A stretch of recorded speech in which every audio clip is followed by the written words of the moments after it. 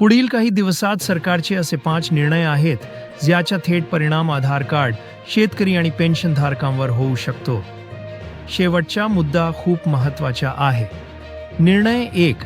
आधार संदर्भात चर्चा. सध्या सोशल मीडियावर असा दावा केला जात आहे की 20 डिसेंबरपासून 50 वर्षांवरील नागरिकांचे आधार कार्ड बंद होणार आहे. याबाबत सरकारकडून कोणतीही अधिकृत नोटीस नाही, पण आधार अपडेट, KYC आणि बायोमेट्रिक बाबत कडक नियम लागू होत आहेत. म्हणून आधार अपडेट करून ठेवणं गरजेचे आहे. निर्णय 2. शेतकरी योजनांवर नवीन सूचना. शेतकरी योजनांमध्ये अर्ज करताना आता फार्मर ID आणि बंक लिंकिंग तपासली जात आहे. ID मिळायचे नसतील तर लाभ अडकू शकतो. निर्णय 3. पेन्शनधारकांसाठी नियम.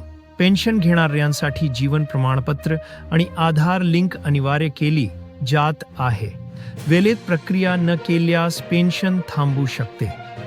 निर्णय 4. मुख्यमंत्री अर्जंट सूचना.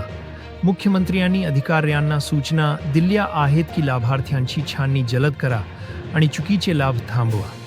निर्णय 5. सामान्य नागरिकांसाठी महत्त्वाचा मुद्दा. आगामी काळात सरकारी योजनांमध्ये थेट लाभासाठी कागदपत्रांची पडताळणी अधिक कडक होणार आहे.